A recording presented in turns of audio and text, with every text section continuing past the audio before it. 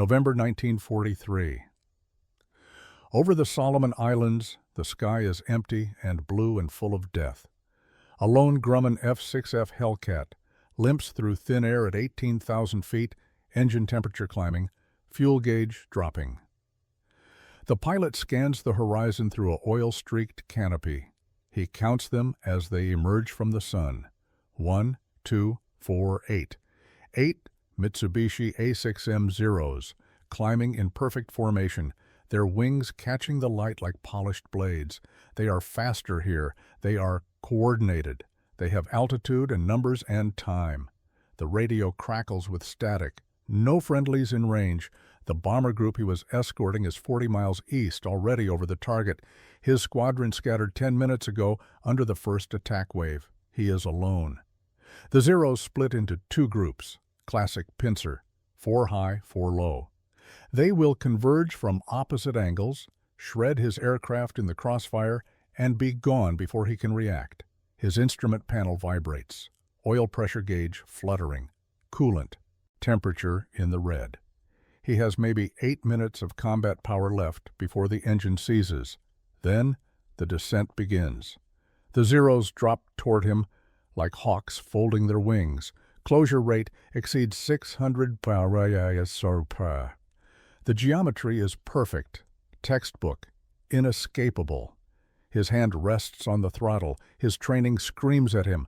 Dive, use gravity, build speed, run. Every manual agrees, every instructor taught it.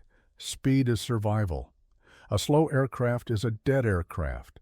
But his other hand is on the stick, and his mind is running calculations that no one else has run. Induce drag at high angle of attack, stall speed under G-load, pursuit curves, and relative motion. The enemy is aggressive. The enemy always pulls maximum performance. The enemy operates near the edge. He has read their tactical doctrine in translated manuals. He has studied gun camera footage frame by frame. He has seen the pattern that everyone else missed. Zero pilots do not know restraint. They pull until the aircraft shudders. They chase until physics intervenes. What if that aggression could be turned into a weapon? What if the prey could become the trigger? The first Zero opens fire at 800 yards.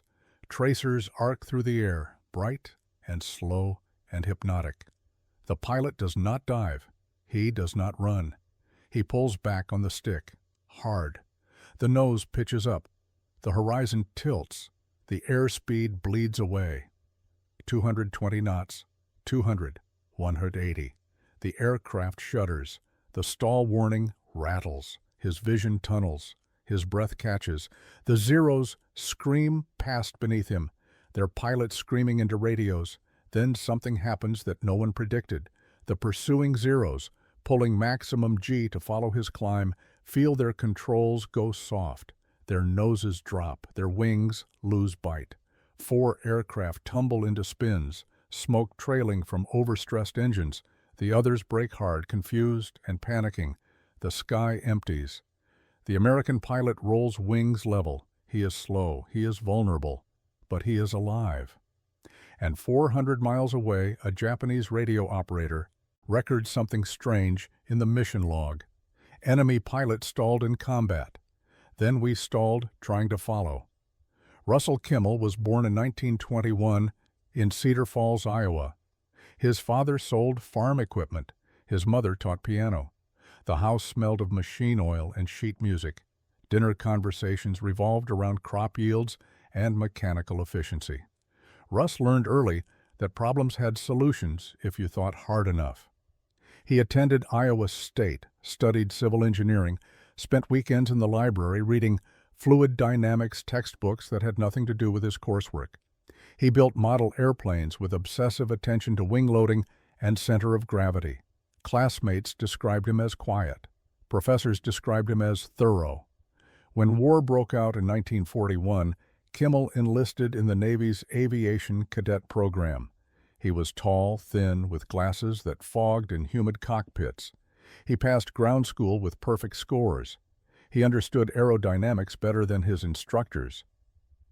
But he flew like a man solving equations in real time, hesitant, methodical, over-analytical. His flight evaluations noted technical proficiency but questioned his instincts. One report flagged him for excessive instrument fixation during simulated combat. Another called his aerobatic performance adequate but uninspired. He washed out of advanced fighter training. The review board recommended reassignment to patrol bombers or transports. Kimmel requested reconsideration. He wrote a 6-page analysis of his flight characteristics, identifying specific areas for improvement, proposing a remedial training schedule. The audacity impressed someone. He was given a second chance, assigned to a different training squadron with lower standards and higher attrition. He graduated in early 1943, not at the top of his class, not at the bottom. Instructors noted his unusual approach to flying. He kept a notebook.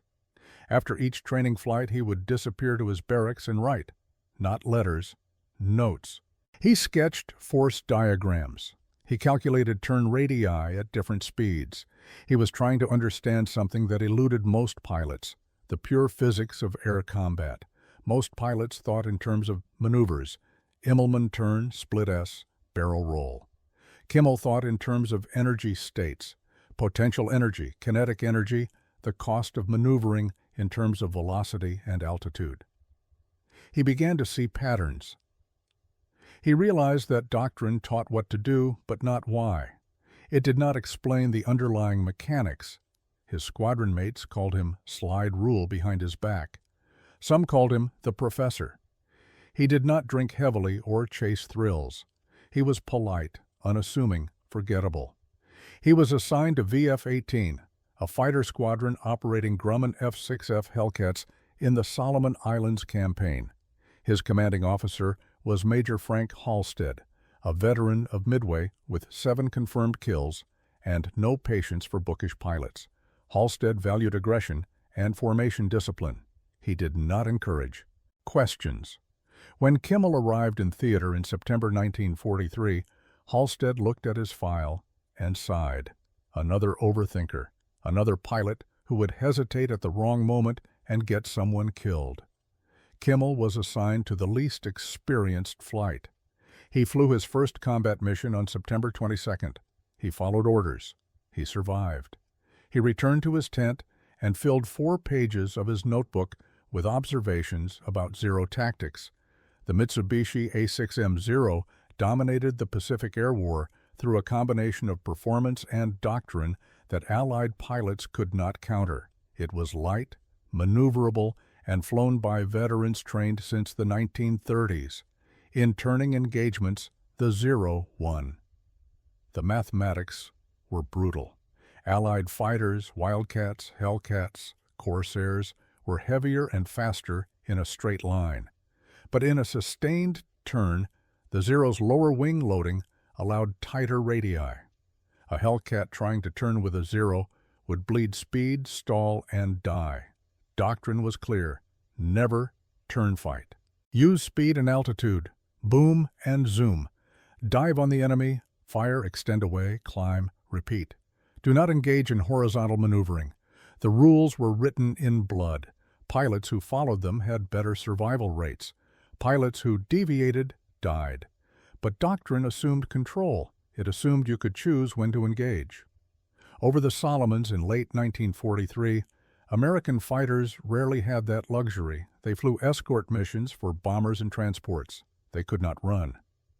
When Zeros bounced them from above, they absorbed the attack and tried to survive long enough to scatter the enemy.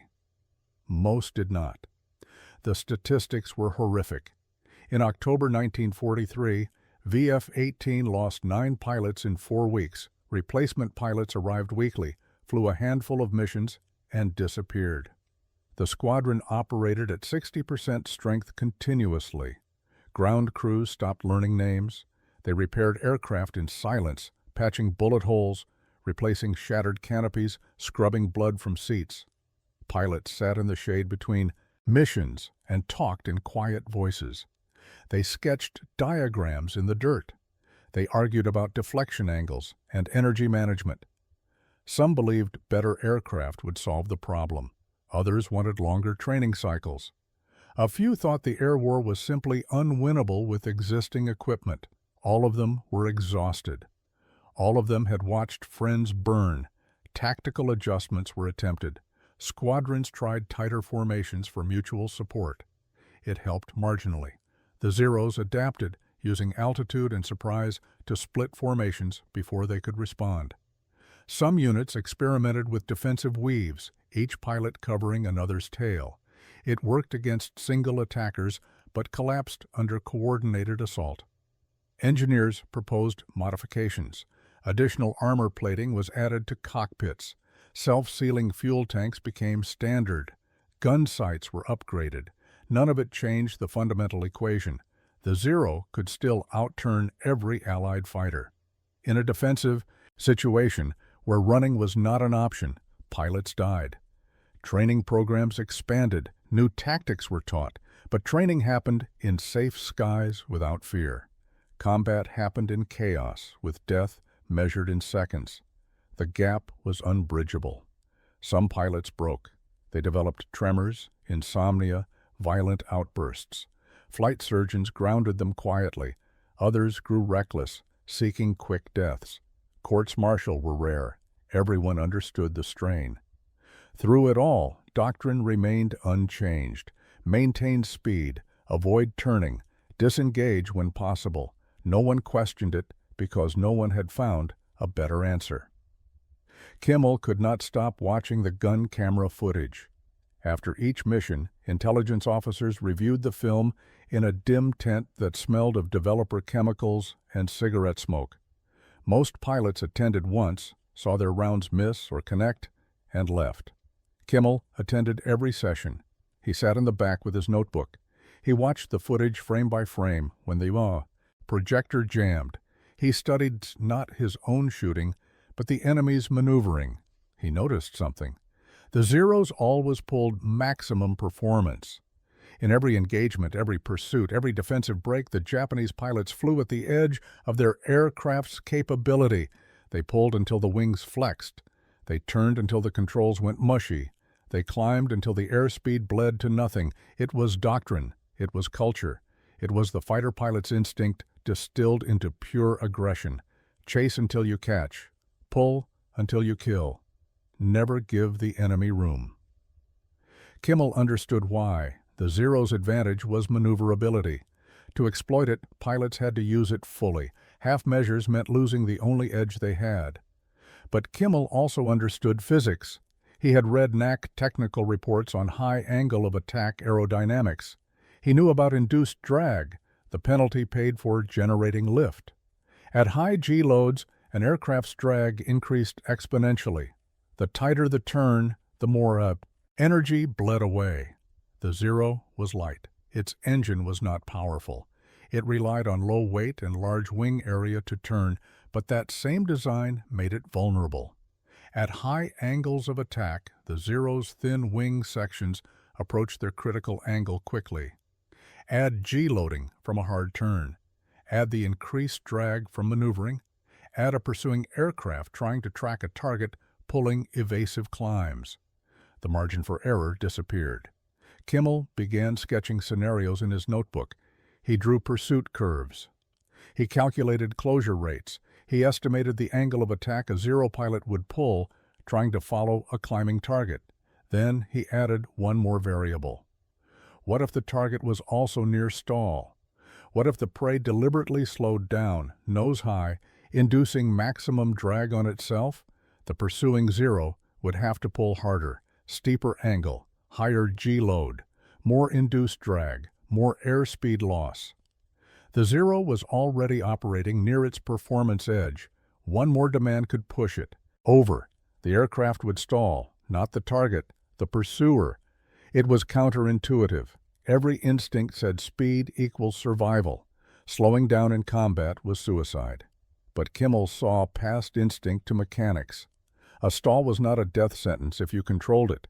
If you induced it deliberately at the right altitude with the right airspeed, you could recover. But a Zero pilot pulling maximum G in pursuit would not expect his own aircraft to quit. He would not be ready. He would tumble. Kimmel kept the idea to himself. He knew how it would sound: suicidal, reckless. He filed it away as a theoretical solution to an impossible problem. He continued flying standard missions. He followed doctrine. He survived. And he waited for the moment when survival by doctrine would no longer be possible, when the only option left would be physics. The maneuver formed across weeks of thought. Kimmel could not test it. Training flights did not simulate an attacker closing at combat speed. No friendly pilot would press a mock attack close enough to validate the theory. The only way to know was to try it when death was already certain. The physics were clean. An F-6F Hellcat at 180 knots, nose up 40 degrees, would generate maximum induced drag. The aircraft would be controllable, but barely. On the edge of a stall, buffeting, mushy controls, recoverable with forward stick and power. A Zero pilot pursuing from behind would see the Hellcat climbing. Instinct would demand he pull harder to track the target. His nose would rise. His angle of attack would increase. His airspeed, already bled from maneuvering, would drop further. At high G and high angle of attack, the Zero's critical angle would arrive suddenly. The wing would stop generating lift. The aircraft would depart controlled flight. The pilot would have perhaps 2 seconds to recognize the stall and push forward. Most would not.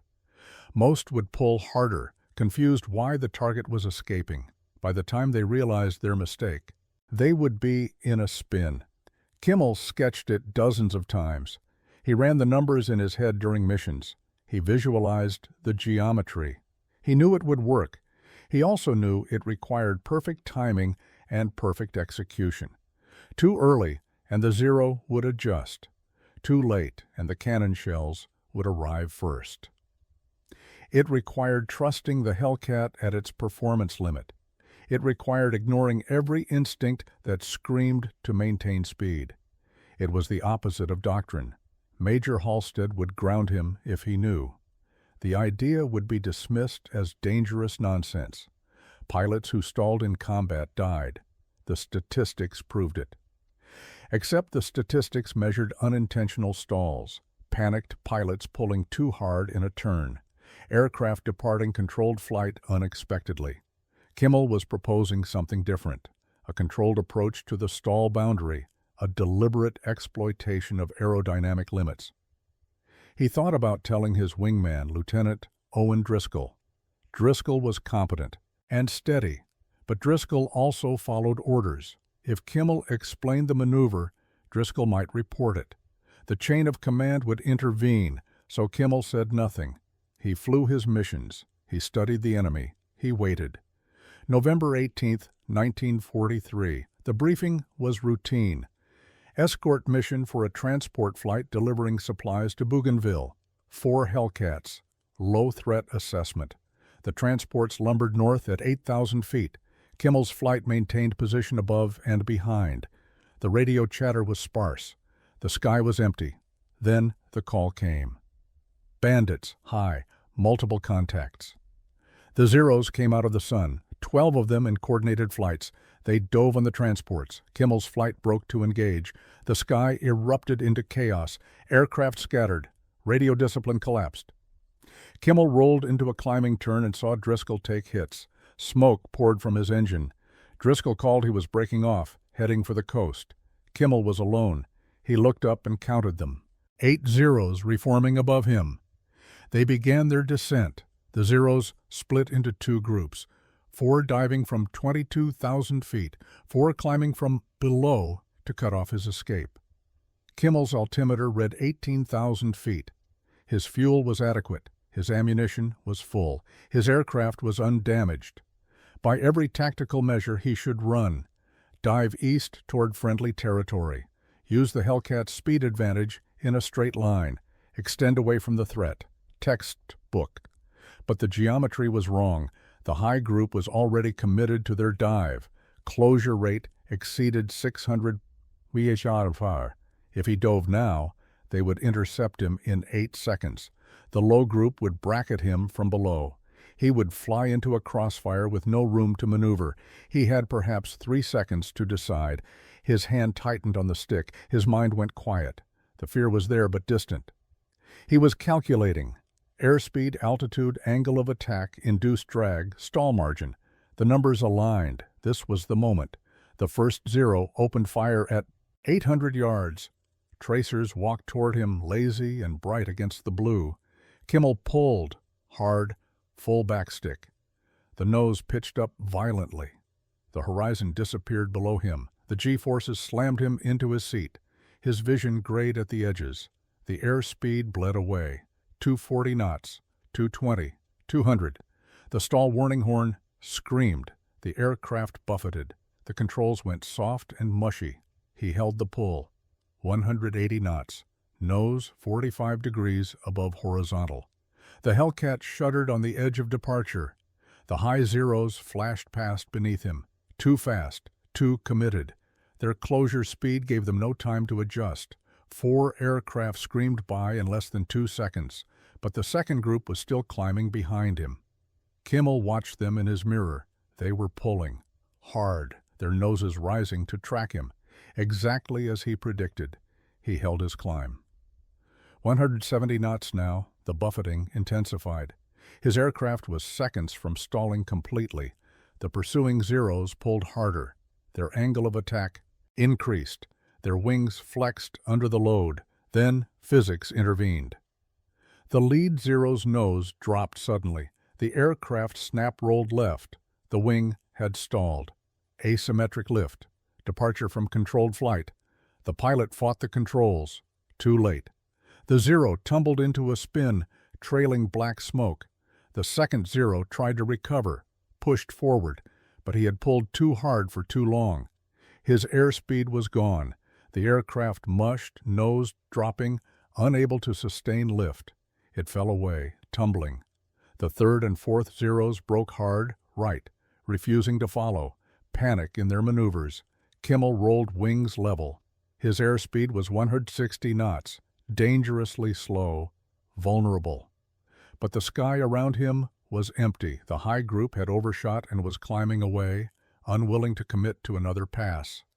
The low group was scattered, 2 aircraft spinning toward the ocean, 2 breaking off. Kimmel pushed the nose down gently. Airspeed built. 180 knots, 200, 220. Control authority returned. He turned east toward friendly airspace. His hands were shaking. His heart hammered against his ribs. He had just done something that should have killed him, and it worked.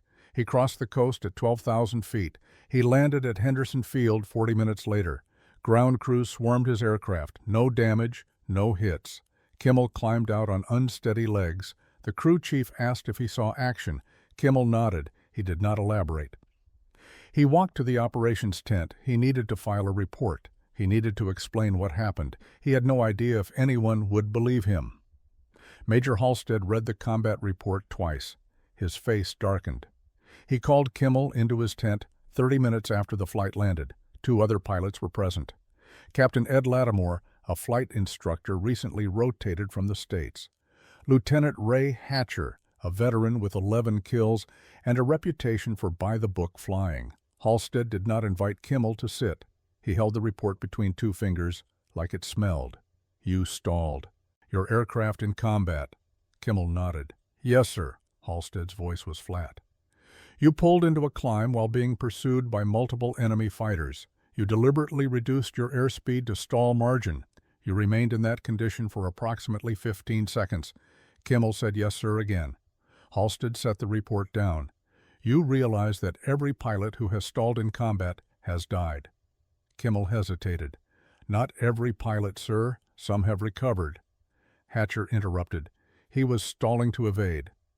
You were stalling to engage. That's suicidal. Kimmel tried to explain. The enemy was operating at high angle of attack. They were pursuing aggressively. I calculated that inducing additional drag on my aircraft would force them to exceed their critical angle to maintain pursuit. They stalled. I didn't. Halstead leaned forward. You got lucky. Luck is not a tactic. Doctrine exists for a reason. Speed is survival. You threw away your primary defensive advantage and survived by chance. Kimmel started to respond, but Halstead cut him off. I am filing this report with a notation that your judgment in combat is questionable. You are not to attempt this maneuver again. If I hear that you have deliberately stalled your aircraft in a combat situation, I will ground you. Do you understand?" Kimmel understood. He saluted. He left the tent. Outside, the afternoon sun was brutal. The heat shimmered off the metal taxiways. Kimmel walked to his quarters, a canvas tent he shared with 3 other pilots. He sat on his cot. He pulled out his notebook. He sketched the engagement from memory. Every angle, every second. He wrote a single sentence at the bottom of the page, repeatable. 2 days later, he was flying escort again. The mission was uneventful, but word had spread. Pilots talked. Driscoll had seen the initial maneuver before his engine was hit. He described it to others. Kimmel stalled straight up. The Zeros couldn't follow. Some pilots were skeptical, others were curious. A few approached. Kimmel quietly. "How did you know it would work?" Kimmel tried to explain the physics. Induced drag, stall angles, energy management. Most pilots glazed over. They wanted a technique, not a lecture. One pilot, Lieutenant Marcus Vance, listened carefully. Vance was a former engineering student from Purdue. He understood what Kimmel was describing. He asked detailed questions about timing, about airspeed margins, about recovery procedures. Kimmel answered honestly. "It requires knowing your aircraft's exact stall characteristics. It requires altitude for recovery. It requires the enemy to be aggressive enough to follow." Vance nodded. He did not say whether he would try it, but Kimmel saw the look in his eyes, the same look Kimmel had when he first conceived the idea, the look of someone who sees a solution that no one else has considered. December 1943. Vance tried it first. He was escorting a photo reconnaissance flight over Rabaul when 3 Zeros bounced him from above. He had no wingman, no support. The Zeros split to bracket him. Vance pulled into a steep climb. He bled his airspeed deliberately, 190 knots, 180, 170. The aircraft buffeted. The lead Zero followed, pulling hard to maintain his firing solution. At 160 knots, Vance's Hellcat was shuddering violently. The Zero behind him snap-rolled and departed. Vance recovered, dove away and made it home. He landed shaking, but alive. The debriefing officer noted the encounter. Pilot used unorthodox defensive climb, resulting in enemy aircraft stalling. Vance sought out Kimmel that evening. "It works, exactly like you said." Kimmel asked about the timing. Vance described the geometry, the airspeed at initiation, the buffet characteristics, the enemy's response. They talked for an hour. 2 weeks later, another pilot tried it, then another. Some executions were clean, others were sloppy, initiated too early or too late. But enough work to establish a pattern. By January 1944, 6 pilots in 3 squadrons had used variations of the maneuver. 5 survived. 1 stalled completely and could not recover in time. He crashed into the ocean. Halstead heard the reports. He called Kimmel in again. This time his tone was different, not angry, cautious. "Your maneuver is spreading. Pilots are attempting it without proper understanding. 1 is dead." Kimmel said nothing. Halstead continued. "Intelligence wants to analyze it. They want gun camera footage, performance data, enemy response patterns. They want to know if this is repeatable or if you and Vance are statistical anomalies." Captain Lattimore was tasked with the evaluation. He interviewed every pilot who had attempted the maneuver. He reviewed gun camera footage frame by frame. He studied Zero performance data from captured aircraft. He ran calculations on stall margins and induced drag coefficients. In February, Lattimore filed his report. The maneuver was viable under specific conditions. It required altitude for recovery, minimum 8,000 feet. It required precise airspeed control. It required an aggressive enemy willing to follow into a high angle of attack pursuit. When executed correctly, the maneuver forced pursuing aircraft into stall conditions while the defender remained controllable. The physics were sound. Lattimore recommended limited integration into advanced fighter tactics training, not as primary doctrine, but as a last resort option when standard evasion was impossible. Flight instructors began teaching it in structured sessions. They called it defensive high alpha baiting. Some pilots called it the Kimmel climb. Others called it the suicide pull. The name never standardized, but the technique spread. Pilots across the Pacific theater began experimenting. Some added variations, rolling during the climb, adding rudder to induce yaw. The core principle remained. Use your own aircraft's proximity to stall as a weapon against an enemy operating at performance limits, Japanese intelligence noticed. Radio intercepts for March 1944 included warnings about American pilots using unusual climb tactics. Captured documents translated after the World War showed updates to zero combat training. Pilots were cautioned against over-aggressive pursuit of climbing targets. Do not follow into vertical stalls. Maintain energy management discipline. The numbers told the story. In October 1943, before Kimmel's first use of the maneuver, Allied fighter loss rates in defensive engagements averaged 34%. By March 1944, the rate had dropped to 26%. An 8% reduction. Across hundreds of sorties, that translated to dozens of pilots who came home instead of dying. Intelligence analysts attributed the decline to multiple factors: improved aircraft, better training, more experienced pilots. But buried in the analysis was a footnote. Defensive tactics innovations, including high alpha stall baiting, contributed to enemy confusion and reduced effectiveness of pursuit attacks. The maneuver was not a silver bullet. It did not win the air war, but it gave pilots an option when doctrine failed. When speed and altitude were gone, when running was impossible, they had one more card to play. Not every pilot used it. Many never encountered the specific conditions where it applied, but knowing it existed changed mindset. Pilots stopped accepting death as inevitable. They stopped surrendering initiative when caught at disadvantage. The psychological shift mattered as much as the tactical one. Zero pilots adapted. They became more cautious in vertical pursuits. They maintained higher energy reserves. They broke off attacks earlier. The adaptation had a cost. Caution reduced their effectiveness. Hesitation created opportunities for Allied pilots to escape or counterattack. The Zeros still had superior maneuverability, but they no longer used it with absolute confidence. Kimmel continued flying. He was promoted to captain in April 1944. He was given command of his own flight. He flew 47 more combat missions. He used the maneuver 3 additional times. Each time it worked. He was credited with 4 confirmed kills, all resulting from reversals after enemy aircraft stalled during pursuit. His personal tally was modest, but numbers did not measure impact. He trained new pilots arriving in theater. He taught them not just the maneuver, but the thinking behind it. Physics over instinct. Calculation over fear. Understanding the aircraft's limits so completely that you could use them as weapons. Some pilots grasped it immediately. Others never did. The war moved west. New aircraft arrived. F-4U Corsairs with more power, P-38 Lightnings with twin engines. The technical balance shifted. American fighters gained performance parity with Zeros. The desperate defensive situations that required extreme measures became less common. By late 1944, the maneuver was rarely needed, but it remained in the curriculum.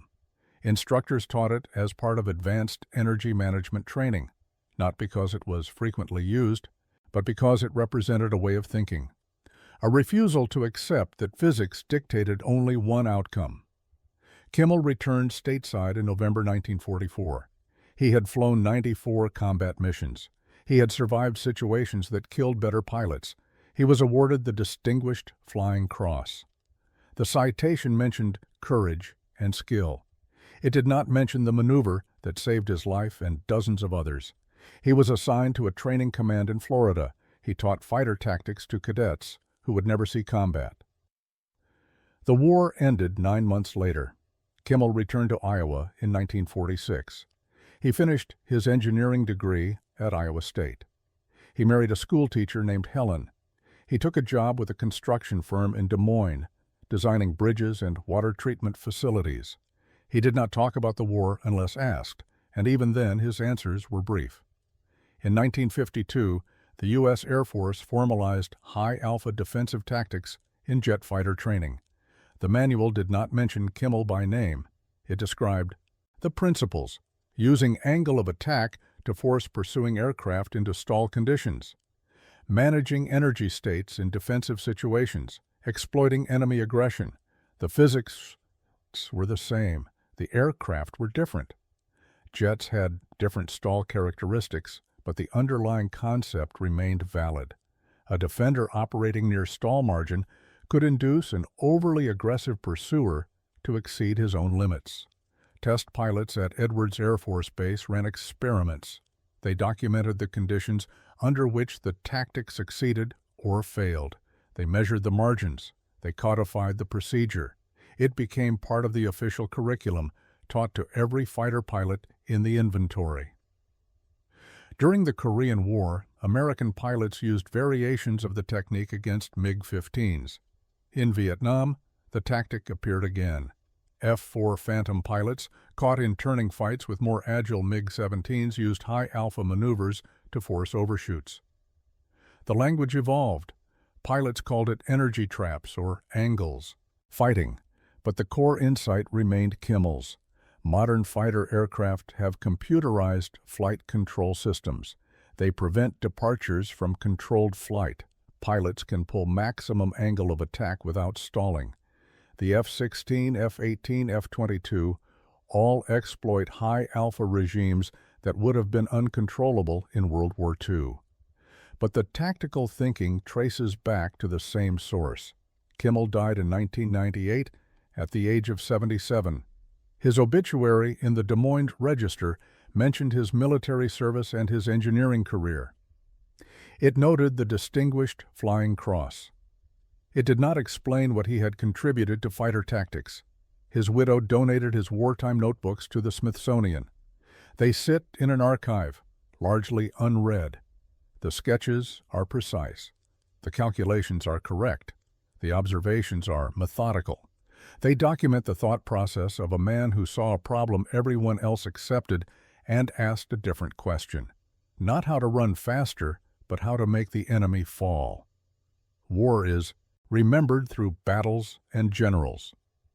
But wars are also shaped by individual insights, by a pilot alone in a cockpit calculating angles while death closes in, by the choice to trust physics over fear. Kimmel did not seek to be a hero.